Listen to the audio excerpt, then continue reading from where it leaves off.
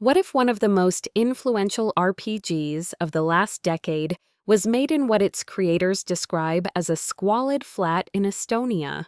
That's the reality behind Disco Elysium, and it's changing how we think about where great games come from. Disco Elysium's writers have recently reflected on the unlikely origins of their game, marveling at how a project created in such humble conditions could have such enormous impact. The game revealed something important about the market. It created demand for a kind of RPG that people didn't even realize they were missing, succeeding in a way that exposed an unmet need. This story isn't as unusual as you might think. According to solo developers in the gaming community, most people would be surprised how many games they love were made in less than ideal conditions. The Disco Elysium example proves an inspiring point. Developers don't need to live in Silicon Valley to make quality games. Geography and fancy offices don't determine success. The writers are now welcoming spiritual successors to their work. They've specifically mentioned Esoteric Ebb, a game published by Raw Fury, a company also known for Blueprints, the Kingdom series, and Dome Keeper. Their attitude is refreshingly collaborative.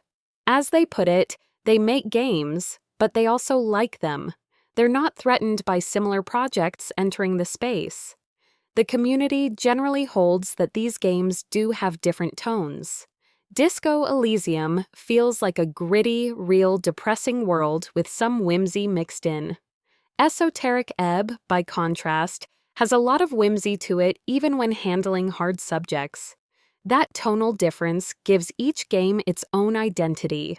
Not every attempt at following Disco Elysium's path has landed perfectly. Zero Parade, another game in this space, faced criticism for its voice direction. The narrator was described as sounding annoying rather than epic and amazing like Disco Elysium's narrator.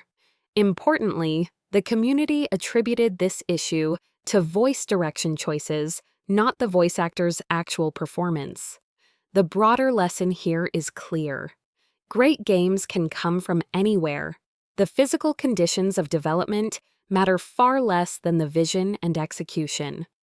Disco Elysium proved that a small team working in less than glamorous circumstances could reshape an entire genre and reveal what players were hungry for all along. The success of Disco Elysium shows that creativity and vision matter more than budget or location. A squalid flat in Estonia produced one of the most talked about RPGs in years and opened the door for others to follow. What do you think makes a great games development environment matter or not matter?